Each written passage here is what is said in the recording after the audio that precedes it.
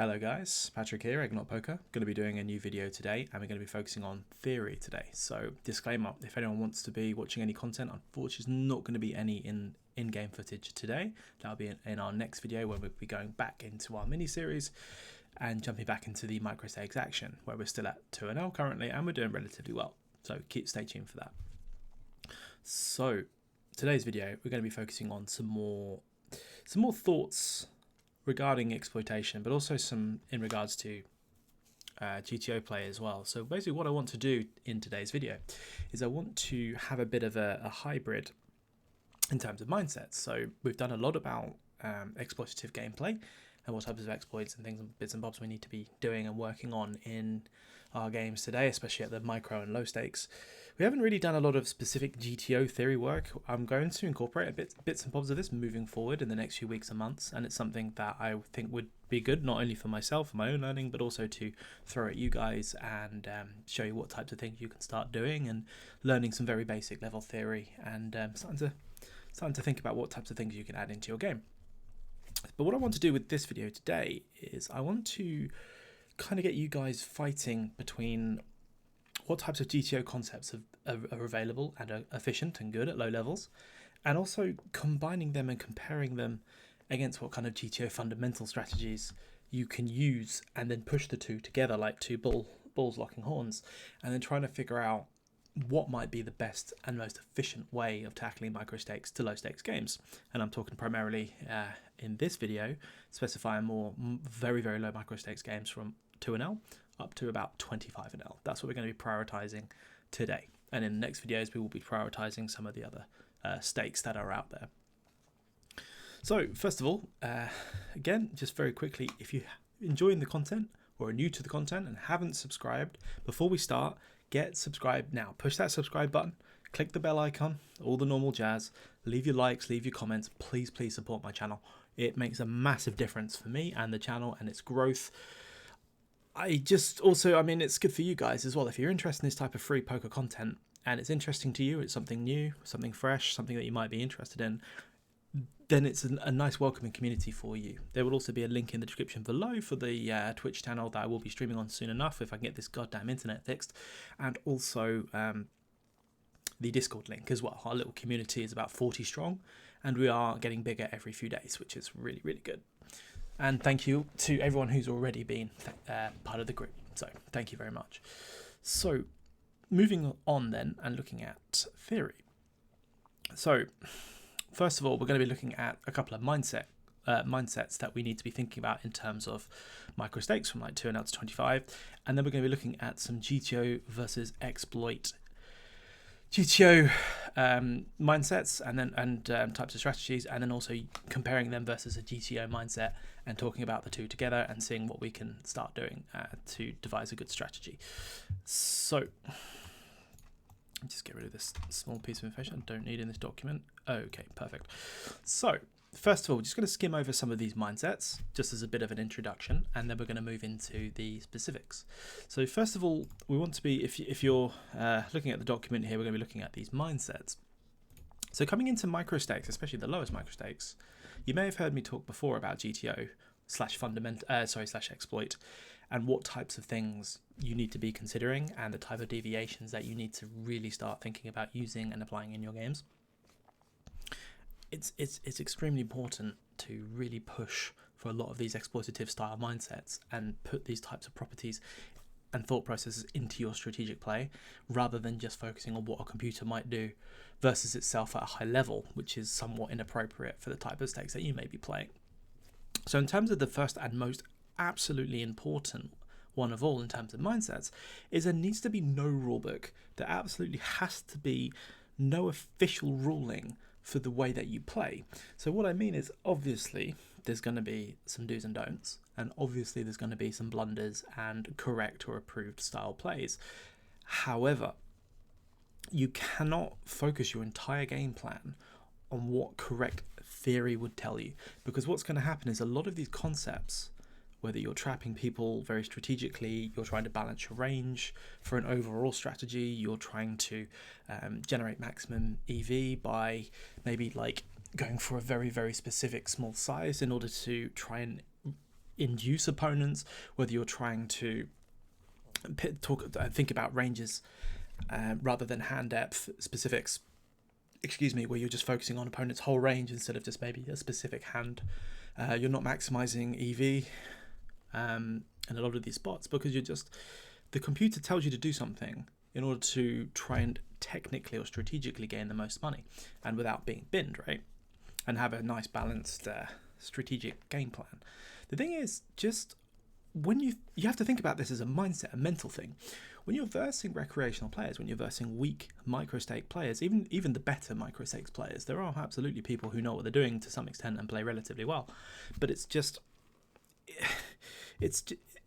learning what type of populations that you're in, what kind of villain types you're against, what type of recreational players you're against, what the pools tend to do, what the populations tend to do, what the tendencies are. Because the thing is, if you're focusing primarily on what your range wants to do in a particular spot, you're prioritizing mainly on what type of 3-betting or 4-betting strategy you need to be applying. Just put that away for a second and just prioritize. I've got a nit in front of me who I've opened under the gun and has 3-bet me in the hijack, and I've got a hand like pocket tens, pocket jacks, pocket queens, ace king, ace queen, suited, offsuit, whatever.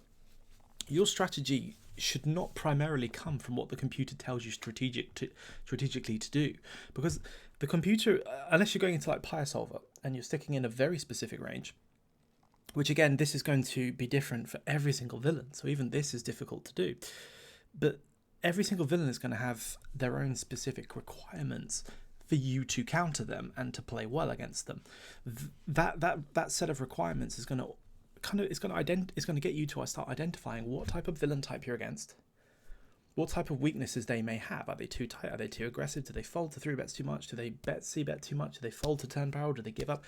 Do they give up on rivers? Do they call rivers but lose on showdown? Etc. Etc. Etc. Finding out these like sort of Inspector Gadget pieces of information are your priorities, rather than focusing on what a GTO full-on concept strategy might dictate to you. Honestly, it's not like if you're putting a lot of time into studying and you're looking to climb up to mid stakes and high stakes, then it's really, and you want to apply those concepts even at the low levels just to learn how to play correctly and then move. And then you've already got the money and you're going to move up fast. You just want to learn and practice concepts. That makes sense. That's something I did a lot. I'm not saying I'm a high stakes player, but I'm just saying I played a lot of 2NL, 5NL for hundreds of thousands of hands over the last sort of 6 to 8 months, where it's literally just absolutely practicing concepts. I know it's not going to make me any money, and if anything, it's probably going to hurt me. But it's just learning to feel comfortable doing a lot of things that are really, really good. That's great for me if I was moving up and trying to learn things and practice things. But for you guys who are just focusing on trying to just attain a win rate because this is the stake you're playing at, it's nothing to do with what you need to do. And it's something that you should just be avoiding at all costs. You need to start thinking about moving on is some of the main tendencies of your villains. So your populations from 2NL to 25NL are primarily going to be tight, reggie/recreational players. That's going to be the large sort of 80% give or take of your player pool. And then the rest is going to be comprised of maybe very, very small amount of kind of crazy maniac players, a very small amount of whaley players, and then a few slightly better /taggier type opponents that are going to give you some actual battling, right? Rather than just sitting there waiting for nuts or just doing really Papeka style bluffs or silly things. But you need to start identifying that you need to really look for extremely aggressive style gameplay, which you're kind of just using the fact that you can bulldoze tight, weak opponents off of hands, or the flip side, where you need to absolutely be extremely conservative and identify when to rein it in, when to fold, and when to not call down. And it's very, very important. Going back and looking at the solver and asking what I should have done in a particular spot is not your priority. Your priority is to, yes, you need to learn about c-bet sizes and you need to learn about ranges, etc. But that's not your priority compared to just learning what type of villains you have in front of you. If you've got HUD information and it's telling you that someone's c-betting 90% on flops, but the computer's telling you, we don't need to worry about that. We just need to worry about what our hand is doing in this particular type of spot, what our range is doing, what type of bucket is our hand in, how strong is our hand, what does our range want to do here? Do we want to play big bets and checks? It's not relevant at the micro stakes. It's more just a case of who am I against and how do I want to counter this villain. Can I overbluff a spot? Can I overfold a spot? And vice versa against them. Really, really important. So, and just something to think about, even if you've played something theoretically, technically correct, but didn't win, you can't use that as a tick. The computer might, you play GTO Wizard, for example, right? That might give you a tick and say, well done, you've played the perfect way. However, you didn't win that hand. And I don't want to sound like it's just subjective in a vacuum, but just because the computer says it's correct doesn't mean it's correct against this specific villain in this specific spot. And if you keep thinking about that in a vacuum every single time, you're going to absolutely plummet in terms of, what type of win rates you can attain and what type of ways you want to be learning the game in order to beat the specific stakes you're at. And then when you start climbing to like 50, 100, 200, which is up there in the clouds compared to most of the people watching these videos, I'm not sounding nasty, but I'm just saying, people who are stuck at 2NL, 5NL, 10NL, if you're really you've got no knowledge, you've got no idea what's going on in the game, then there's different things that you need to do. But for a lot of people are stuck. And if you're watching this video right now and you play 2NL, 5NL, 10, 16, 25 at any stake, on any site, doesn't matter, Zoom, regular, whatever, if you're not beating these games at all, period, whether you're breaking even, whether you're a small winner with rake back, whether you're just losing completely, and you can't figure out why, you're either too strategic focused and not exploit focused enough, or you were just doing massive fundamental errors where you absolutely need to figure out what types of issues you're having and what leagues you've got. So in terms of mindset and mental game, this is something that's never prioritized. Having tilt issues is one thing. Being, having revenge tilt and being entitled and getting frustrated when you lose, that's not really talked about. And, the one other thing in terms of mental stability is ignorance. If you don't know what to do, you must find out, or you must at least try to learn at a baseline what the general strategy is, whether that's coaching, whether that's talking with communities, with other players and, discussing strategies, whether that's looking at solvers, whether that's looking at sites like Wizard or GTA Plus or Odin, where they're kind of like pre-solved databases where you can sort of study and practice versus the computer in real time and so on. But you need to start finding a way to progress, guys. It's really important. If you want to look about moving forward at all, it really is a mindset thing. It's very important that we think about it. So let's get into the GTO versus exploitative concepts then. There's a couple here, so I want to get these done as soon as possible. I don't want this video to be that long. It might start going up towards an hour. I'm going to try not to make it that long. But to me, I think the depth of the information is a priority in this type of video, instead of just being quick and snappy and clickbaity. Because the thing is, if you're looking to climb and you're looking to win and you're not currently, then you need to start thinking about the things that we're going to go over. Okay. So first of all, from a GTO concept as a strategic play, GTO having wide defense ranges and having correct cooldowns or approved calls from the computer, that's a concept that GTO will have. Okay, you're going to be having, like, for example, let's think about it. If I'm defending things like, I'm just going to say, right, the early position is opened, big blind, I've got king 4 suited, I'm mainly calling and sometimes 3-betting. That's my strategic strategy. Whereas exploitative strategy is mixing this up, and instead of having a default line or a default way of playing, I'm going to identify when to get the fuck out of there and when to continue. Because it's nothing to do with, I don't care what the technical strategy might be. All I care about is what, in a vacuum, against this specific villain, I want to do. If I got king 4 suited in the big blind, I don't want to roll a percentage of the time to defend or 3-bet or whatever. That's not my premise, it's not my priority. What I am focused on is saying to myself, right, this guy is opening, let's say, 7% of hands under the gun. He's like he's like a, I don't know, 11-7-1 on the extreme end, who's opening very, very strong. So really, technically, I shouldn't really have a lot of bluffs against this guy anyway, because he doesn't have enough opening range that will fold with the 7%. But what I'm saying is having really tight defense against this opponent, i.e. having shitloads of folds, and really strong defense as calls, and not any kind of rolled bluff or rolled like mixed frequency defense, is much better than having any kind of marginal correct defense, or 3-betting 6-7 suited at frequency, because he's just going to have a shitload of ace king and a shitload of tens and a shitload of ace queen, etc., which is just going to play extremely well against any type of counter move that I take. Okay, so in terms of post flop, this is where this gets really serious. Is GTO will tell you to, and correctly against decent opponents and just general pulls, when people are playing closer to normal optimal ranges in general, people are going to have, so say for example, people open hands like king 9 suited, king 7 suited, 5-6 suited some of the time. They open pocket sixes under the gun, so they're starting to open their ranges, right? They're opening queen jack off some of the time, and so on and so on. They're going to get to flops, turns and rivers with plentiful amounts of bluffs and semi bluffs, and they're going to have to do, they're going to have to bluff, aren't they? They're going to have, they can't just have the nuts every hand. Against these types of players, so more like a GTO logic kind of way of thinking, you have hands that need to defend against that range. Otherwise, you're going to get run over, aren't you? So against people who in a vacuum don't have those bluffs, especially post flop, you need to consider what types of hands you defend, what types of hands you re-raise against them, what kind of hands you call against them.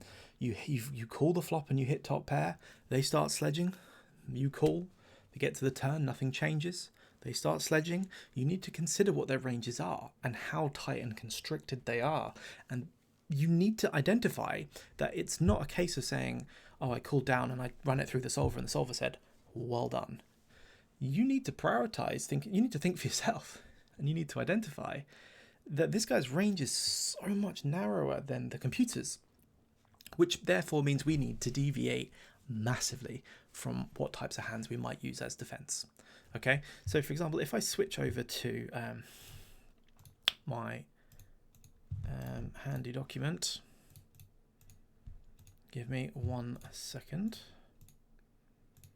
Here we go. So here's some just examples. Okay, so for example, let's say UTG opens. A couple of examples from UTG. Something like this. Give them ace queen, and so on.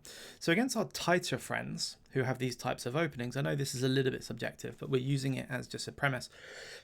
These types of tight opens, when you get to like the big blind defense, as an example, and you get like 5-6 suited, this will perform better technically in a vacuum. These like small, medium connectors and pairs will perform very well as defense versus these sort of nutted polar hands. Do not 3-bet them. Okay, against really tight players. I don't care if you look at solvers and start thinking, well, no, I need to start thinking about frequencies of 3-betting. Fuck that. Because, excuse my language, because you don't need to 3-bet 5-6 suited when the guy's got hands like this in his range. Okay? If the guy had queen jack offsuit in his range, king 5 suited in his range, 3-betting starts to become profitable some of the time because you knock out some of those weaker ranges. But if the fucking bastard's got shitloads of nutted hands and nothing else, 3-betting is a disaster. Why put more money in when we're dead, effectively, and we're not going to attain any profit at all or fold equity, and then we're just going to be in a difficult spot post-flop. So more like defense, like having these as calls is fine. When you get to hands like king 4 suited, king 5 suited, and so on, these are some of that you defend some of the time or fold, in my opinion, until when you start identifying who your opponent's against, that you're playing against, instead of just having these as correct calls as they're supposed to be, and then sometimes 3-bets, for example. When it gets post flop is the real problem, because I think a lot of the time, let's give us a top pair, let's change ourselves up there.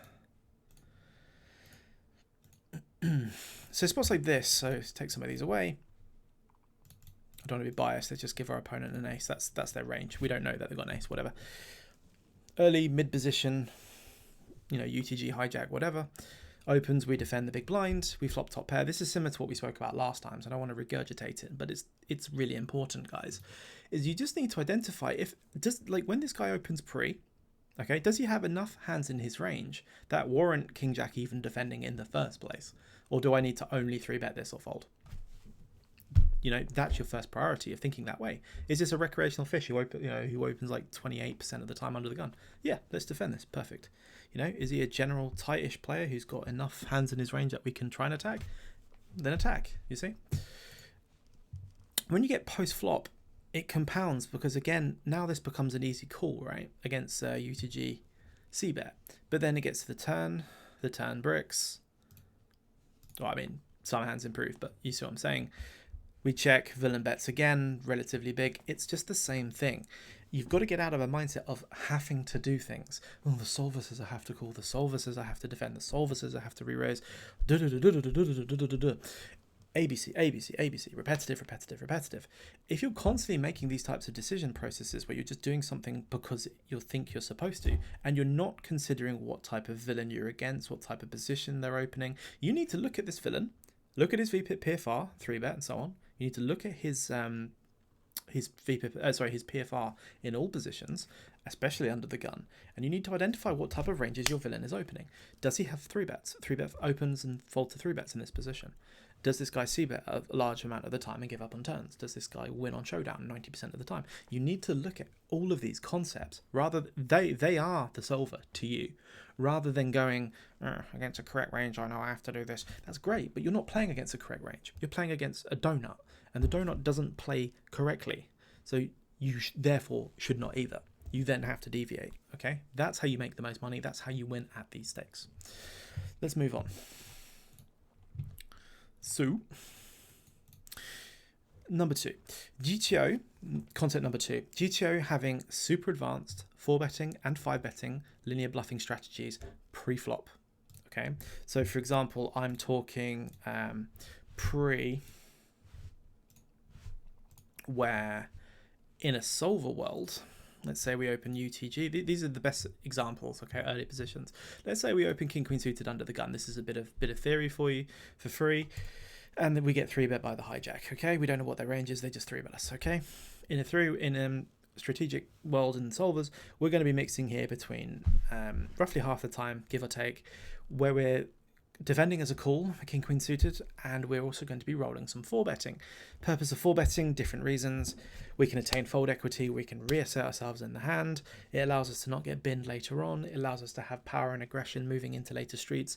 It also widens our 4-betting range to not just having really nutted hands or bluffs, which is really a priority when you're considering the overall strategic side of things. None of that matters if your villains are only 3-betting you with really, really good hands or really, really bad ones. So, for example, if your villains are adopting a polarized strategy, which tends to happen at micro states, they're really, really heavy on value, or they just have nothing because they don't really merge. They don't really understand or have a linear kind of strategy. They just want to bulldoze you as a bluff, or they want to bet for value. It's just one or the other. So what you need to do is you need to stop having these, or you know, if you don't study solvers, you won't know this anyway, so bypass this. But if you started doing anything at all in terms of studying, you're going to start looking at having some pretty wide 4-betting strategies. It's not something that's very good at below 50 NL, in my opinion. Even at 50 NL, it depends on the type of player pools that you're doing it against, because you have to have specific reads, in my opinion. Having these really aggressive 4-bets and even 5-bet bluffs with like ace-4 suited, ace-5 suited, things like this, the thing is, it looks fancy, it looks flashy, it's really good to have in your arsenal, but it's only very effective against people who it's going to work against. So what I mean is, the majority of the people you open face 3-bets, 4-bet and get 5-bet against, or the other way around where you're 5-bet jamming into them or bluffing, whatever, you're doing it into ranges that just are going to keep being 95% the same types of ranges, guys. If you're getting 4-bet and you're considering 5-bet jamming at 10 NL, 5 NL, 25 NL, you're going to be disappointed a lot of the time. And even at high stakes, it's really good to have them and you need them. But it doesn't mean that you're just all of a sudden going to become a cyborg. It's just still going to be disappointed a lot. But it's just having that in your strategy and your villains knowing that's part of your strategy. It's good to know, right? It's good to have. But again, it's kind of irrelevant when people are just so value heavy or so extremely bluff heavy that if I was going to 4-bet bluff, right, in the right scenario, I would just have a hand like this, like an offsuit Broadway with a king block. I'd have something like the bottom of my suited ace-x range, like ace-2, ace-3 as 3-bet bluffs, or maybe 4 bets potentially. Later positions, I might use more hands like king, queen off, ace, jack off some of the time. I might 4-bet bluff with those. I might take a suited ace some of the time and do that with like ace-8, ace-9, whatever. But generally, that's not your priority in micro stakes. It just really isn't. You're looking to value bet or bluff, but not go for like huge 4-bet, 5-bet bluff lines. Really, really important, because it's not something that you need to go for. It's going to actually cost you a lot of money. And also you don't know, you're spending hundreds and hundreds of hours learning deep theory with 4-bet pots and ranges. You're going to be in the clouds and you're going to get alienated and you're going to lose even more money. So be very, very careful. So instead, from an exploitative mindset from which we've just identified and described, you need to start looking and identifying the percentage of your populations and how having these types of really aggressive 4-bet strategies can probably annihilate you with those type of strategies, instead of just following a very simple strategy of just knowing you can just play post flop against these people or fold and do some slight deviations. Soft playing versus nits, folding more versus nits, opening tighter when preemptively against aggressive players behind, etc., etc. And those are priorities to you rather than having any kind of serious 4-bet bluffing strategies below 50, below 100 NL, in my opinion. So number 3, moving on. Excuse me. GTO concept number 3 of looking at how range versus range interacts and plays against each other. So really strategically, you should be having mindsets and concepts where you're going, right, I've opened the button and big blind has defended. Okay, fine. The board comes out ace, king, 7. Technically, the button should be incorporating quite a lot of overbets and very large sizes against the big blind's defense range for various reasons. Generally, you're kind of pushed in this polarized situation where you've got a lot of, like, your range is going to crush, your kind of nutted edge is going to bomb this board and it's going to nuke this board and it's going to get a lot of value against the kind of the strongest parts of the big blind's range, and it's also going to have lots of checks and lots of really, really large and overbet lines, and loads of hands are going to be protected by these checks. And the overbetting is going to be very, very value or bluff heavy, one or the other. And it's going to be really difficult for the big blind to defend in this strategy because it just doesn't have enough hands that can it doesn't have enough hands that can defend against this strategy well. And the hands that do defend are then going to get, they're going to have to face a lot of pressure. So the UTG gets the button gets to do a lot of haymaking, boom, a lot of power plays, and the big blind just has to kind of hold on for dear life with the top of range, and it's really, really tough to play against. However, that's an example. With the GTO side of things, with the anti-GTO side of things, looking at like a hybrid exploit style, we need to start looking at, instead of range versus range, we need to start looking at specific vacuum spots every hand. So we need to prioritize, again, the villain type. Do we have history? What type of player tendencies, what kind of population tendencies are in this pool, in these types of spots?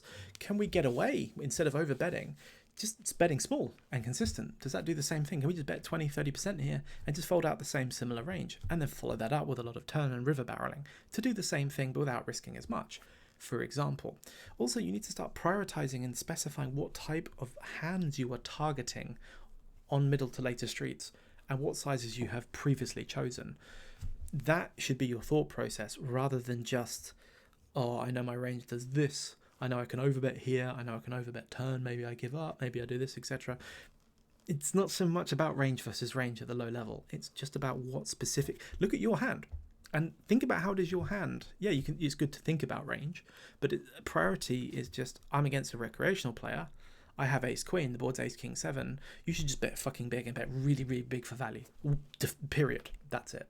When you've got a hand like 8-9 suited and you're against like with a backdoor flush or backdoor straight or whatever, and you need to now consider large and overbetting because you're just polarized bluff. You've got some backdoors, whatever.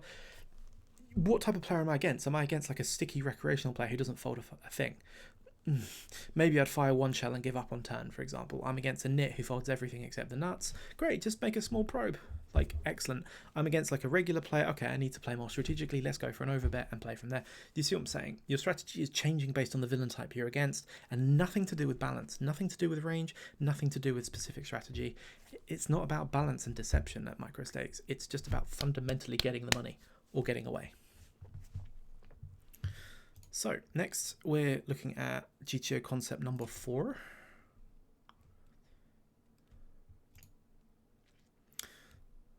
So GTO leading small on with range advantage on post flop streets. So what does this mean? So this is a GTO concept that a lot of you probably don't know about, but it's something I will explain to you in a brief summary in a second. So let's say UTG opens. These are all the easiest way to describe them, but let's say UTG or middle position opens and you defend in the blind. Okay, the boards come out something like low connected boards like 3-4-5, 4-5-6, 6-7-8, 4-4-3.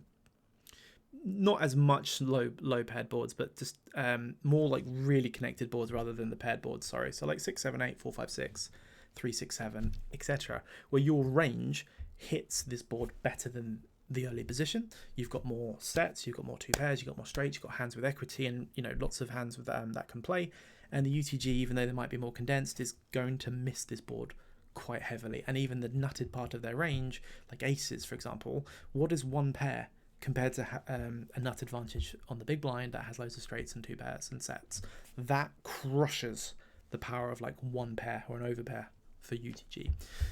Similar on turns, where types of board textures, like sometimes a flush will come in on the turn, or like bottom pair might like a 4 or a 3 or a deuce or a 5, whatever, might pair on the turn, or some similar examples. Your big blind range favors these flops, these turns, and can lead. Donking is a thing. I'm not going to sit here and go through donking strategy, but it is a thing. Okay. Whether you know that or not, okay, it doesn't matter. But it's a concept that I've explored with micro stakes, and honestly, I don't think it's good when you're using range. But I think donking is really fucking good for people even who don't know what donking is. You've identified that the board's quite good. It's nothing to do with this. When you flop sets, when you flop top 2, whether you flop monster hands deceptively, I would consider leading small into your villains, especially the recreationals. Not so much like good aggressive or tight aggressive players, but the recreationals and the really tight players. Because one of two things is going to happen. I wouldn't do it as a bluff as much because you're going to induce them to attack you, and that happens more often than not, and that's not great. But exploitatively, okay, having some leads here on flops and turns with really good hands induces a lot of bad villains to just go, oh, that looks weak, you're not supposed to lead, because I don't study any strategy, I don't know what the technical thing is, I just know, I just think that leading is bad. Well, actually, sir, it's not on this board texture, I can lead. But you're not doing it as a range or a specific strategy, you're just leading it as an exploit to induce your villain to bluff or induce your villain to raise for value, because they like raising for protection more than they should. They think that they need to protect one pair, for example, like aces on 4, 5, 8 with a flush draw, rather than considering, holy shit, that's really not a good board for my hand or my range. Okay, so really, really interesting concept to do, and it should work quite well. So exploitatively, as we've just said, instead of using it as a range with like a kind of like a range advantage on some boards, we're kind of actually saying, look, we're going to use it as an exploit, only leading top of range to induce aggressive mistakes versus fish or weaker or tighter players, because generally leading small induces opponents to raise you aggressively at the micros, and it usually works well. Moving on. So this is a big one, and this is quite an important one because it's a bit more relevant to you. At micro stakes, I'd say, well, let's just say it as a GTO concept, and then we'll look at it from an exploit point of view. GTO concept, range, having protected checking and trapping ranges to have a balanced overall strategy. So, for example, you're checking top pairs deceptively, you're checking sets, you're checking to raise. You've rolled a check in the equilibrium of all the different options you have. You're doing it for a purpose. You're doing it for a reason, rather than just saying, "I've got a weak hand, I want to check." Okay, this goes both ways in working really well and not working so well. So, from a GTO point of view, having these protected checks enables your opponent to not know that your hand strength. If you're betting and raising always with the nuts and checking or betting small or check calling or being kind of whimsy and kind of weak and kind of like, oh, don't raise, don't shoot, very passive and non-protected when you're having these checks, then your villain's going to start running you over, even the weakest villains, one way or another. Whereas against a strong opponent, you need to be protected. Thing is, you don't need to be super balanced and protected at micro stakes. Against certain villain types, you can exploitatively do very well, but overall it's not a priority. Okay, so exploitatively, right, and I'll show you some examples in a second. Exploitatively maximize value in every vacuum against weaker opponents and trap less versus passive and tight opponents. In brackets, deceptively checking more marginal hands that can cool down, and then blasting for value. So basically what we're saying is, when you've got a very weak / marginal top pair or like a middling pair, what you would do is you identify what type of villain you're against before you decide what action you want to take. If I'm against like a kind of aggressive / relatively good player, I want to have these traps in order to allow them to induce bluffs, and protect the size of the pot. When I've got very, very weak hands, I just want to be bluffing lots, generally. But then when I'm against a recreational player, I don't want to protect my top pair check. I want to bet for value against someone who's going to call with worse, you see? So again, the whole strategy changes based on the opponents we're against. So if we go back to the document, so let's say we open the button with King 5 suited, the big blind defends. They've got any two cards in the big blind, okay? It's not a specific hand. The board comes King 8 4 rainbow, okay? Or King 8 5 rainbow, whatever. Check, here we are. So we're against someone like any type of recreational, whether a tight recreational, an aggressive recreational, a whale, it doesn't matter. You need to be considering just betting for value. Okay, I need one pair here, not two pair. Because you've got top pair. You don't need to protect, you just want to start building a pot. You don't have to nuke 3 streets. You can easily just bet the flop, check the turn, bet the flop, bet the turn, check back the river. You can do whatever you want, but don't check here against the trash recreational players. You need to just get value from them directly. That's what you should attain. That's your priority. Against a fish, against a weaker type player, that's what you need to do. Against like just generally bad aggressive players or maniacs, or just, some of the really nitty fish, sometimes checking the flop is better than, let's say, the opponent can have anything at this point. Let's just give him 2, because you can have any 2 cards in the big blind. That's probably easier to say it. But by checking this flop back, the villain can now lead, and your villains at micro stakes, and this is what I've encountered, they tend to really lead often when checked to. It's called float betting. But they're not doing it for any real reason, except the fact that they think because you've checked, you're the aggressor, you raised, you showed power and aggression, you're the man. But then you checked. Villain gets a massive Metal Gear Solid alarm that literally says, you don't have it. But neither do I. So what should I do? I should bluff. And that's what they tend to do, because they just think that your check is a green light to just go ahead and go bananas most of the time. So your check can actually be very, very good. And then your villain can have something like, I don't know, let's just have 6 7 suited. Even if it's a legitimate hand that he might bet here some of the time. But a lot of the time you'll tend to find that your villains will just be doing it with anything, almost their entire range. Whether it's regarded a good bet or not, but they're just going to bet their entire range into you, and you're just going to be able to call, nice and easy. Cool. They bet the river. Cool. What have you got? That's a really, really strong concept. You know, when you've got a hand on the same board texture, but you've got a hand like clear value, we need to just be shelling for value. We don't want to trap this against any opponent. Money, money, money, money, money. Even, you know, if you've got a set on the flop, just as an example, you know, it depends how wet or tight or wet or dry the board is and the positions you're in. So again, the ranges are quite wide in the blinds, and you've got all the king X dominated. So it's hard to get value here. So you might have a protected check here, for example, some of the time. Whereas ace is unblocking the king X just needs to put money in.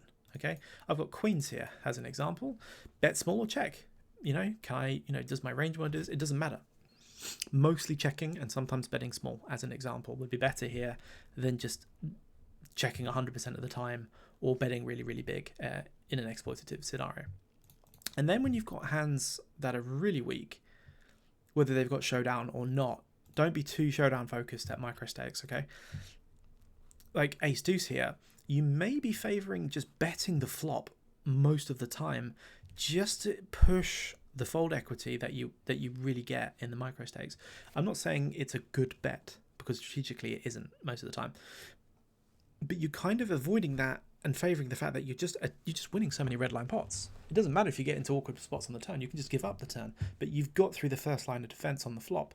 If they've got a hand that can't call, it's just going to fold. They're not going to be aggressive against you, they're not going to defend wide enough, they're not going to be aggressive. You're just going to win a lot of pots. And you don't need to worry about correct strategy or being balanced. So, easy peasy. So moving on to our last few ones then. Give me a second. Protecting, checking, traps, have a balanced strategy, small retreats. So again, a bit more of a strategic concept. Micro C betting, like 10%, 20%, etc. I've tested this, and I don't know if I've done enough hands to use this to warrant it, me telling you not to, okay? But generally using really small size, like 20%. So for example, like the board might be like king, queen, 5. You raise under the, you raise any position, or it's like a 3-bet pot, you know, betting really small, like 10%, 20%, etc. on these kind of advantageous boards for you as the aggressor in a lot of spots is really good. So is overbetting, like checking, for example, and trapping. And actually, this is for another one, but like having like protected check into raise lines, or having overbet lines where you've checked a flop and then you've gone back and you've overbet a turn and things like this. Really, really small c bet sizes and really, really large overbetting are really bad at micro stakes, unless you're doing it with an exploitative mindset. So for example, if you've got it's a scary board and your villains are folding a lot, really small c bets are most effective. You know, just generally, because it's going to get the job done for a small size. But if you're doing it against fish, small c bets can induce attacks. And then the flip side, when you're overbetting for value, whether you've trapped or not, doesn't matter. Your poise are going to fold way too often, and they're going to fall top of range a lot, which means when you're overbetting for value, it's really bad. However, when you're overbetting as a bluff or betting small against a recreational, like an aggressive recreational who you might induce to attack, these two exploitative reasons far outweigh doing them being the other way around, like overbetting for value or against a reg, for example, or then like betting small against a fish or recreational. So exploitatively, you can say, right, against who am I against and what's the priority? If I've got value, clear value, and you're against a fish, you should just be prioritizing overbetting, because betting really big is what you're supposed to be doing to get the value. Although against a regular player, it's not good to overbet for value because they're not going to call enough. Whereas you could bet 75%, 60%, etc. And then when you're c-betting small, against a regular player, have those like really small sizes when you've got the advantageous board textures, but don't go crazy with big sizes against them when you don't need to, okay? Whereas a fish might take it as a bluff because they don't know what small is and then induce themselves to attack. So exploitatively betting bigger for fold equity or value in every spot, it's based on what your villain type is rather than what your range or your strategic mindset wants to do in that specific spot. Like if you're UTG hijack, if you're button big blind, ranges are different, and you're thinking about what types of hands you want to have. It's nothing to do with that. It's literally what villain are you against. and what's the most money you can make against this person in this vacuum every single time. Really important, okay? Last two and then we're finished. So last two concepts, GTO having frequencies, like rolling an RNG to tell you a c-bet size, or if you check, or a raising frequency. So for example, you might say I might raise the flop half of the time, and you might re-roll to determine what raise size you choose. That's a bit high level, but it's a thing. It's really good later down the line because you've again identified that you need ranges and you need to play certain different ways. Your range wants to check or bet big. Your range wants to have small bets and checks. I might roll an RNG and that's rolled a 4, and I might take that as a passive action like a check. I've rolled an 80. If I have overbets, maybe I might overbet 20 or 30% of the time. I'll incorporate some overbets, whatever. Great. In a GTO world, you just don't need any of this. Sorry, in an exploit world, sorry, you don't need any of this. You just need to literally, from an exploit point of view, always preferring aggression where possible. So for example, where you've got a frequency to open a hand, a frequency to 3-bet a hand, a frequency to check raise a weak hand, a frequency to attack a turn, use the aggression, because people are going to fall over too much and not attack you and not defend correctly. So that's your priority. So populations who might c-bet too much, fold to check raise, we want to check raise lots. Villains who are betting when check to, and not raising when facing bet, we want to c-bet more against them, as examples. And then finally, GTO, the final concept, GTO looking at how range versus range interacts. So we've kind of mentioned that before. Again, if I raise, say, the button, and the small blind 3-bets me, and I want to think about what my range wants to do, I will say, the small blind is supposed to be 3-betting. No, he's not supposed to be 3-betting small pairs. He's not supposed to be 3-betting lots of small to medium connectors. He's got loads of suited ace-x. He's got loads of big fucking broadways and fuck-off cards. What do I need to do against it? It's not about that. You need to identify what the 3-bet range is of your villain. Does he 3-bet in this position 5% of the time or 15% of the time? And figure that out. Look at the VPIP, look at the PFR, look at the fold to 4-bet potentially, even though again that's not a priority, but it's a potential thought. And also look at like the type of frequencies and the hand ranges that your villains are opening and 3-betting with, especially in positions if you can as well. You might just have a villain's small blind re-steal versus like a button, for example.